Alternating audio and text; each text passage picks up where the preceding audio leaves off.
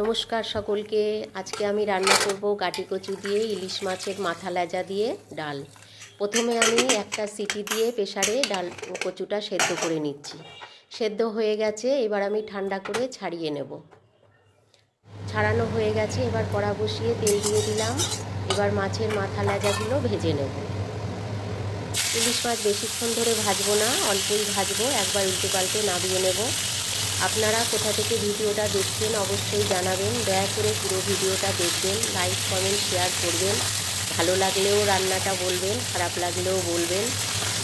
মাছগুলো ভাজা হয়ে গেছে, এবার আমি মাছ ভাজার তেলেতেই আরেকটু তেল দিয়ে তেজপাতা, শুকনো লঙ্কা, পাঁচফোড়ন ফোড়ন দিলাম।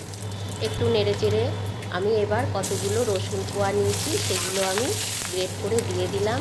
7-8টা কাঁচা লঙ্কা চেরা, পরিমাণ মতন লবণ আর হাফ চামচ হলুদ গুঁড়ো। একটু মশলাটা নেড়ে চেড়েই পরিমাণ মতন জল দিয়ে দিলাম। এবার গাটি কচুগুলো হাত দিয়ে চটকে ভেঙে নিয়েছি, সেটাও আমি জলের ভেতর দিয়ে দিলাম। ভালো করে নেড়ে চেড়ে দিলাম, দিয়ে এবার কিছুক্ষণ ফুটে ওঠার জন্যে ঢাকা দিয়ে রেখে দেবো। ডালটা ফুটে উঠেছে, এবার একটু নেড়ে দিচ্ছি। নেড়ে এবার আমি মাছের মাথাগুলো সব কিছু দিয়ে দেবো। মাছের মাথাটা দেওয়ার পরে একটু ভালো করে নেড়ে চেড়ে আবারও ঢাকা দিয়ে দেবো। মাছের মাথাগুলোও সেদ্ধ হয়ে গেছে।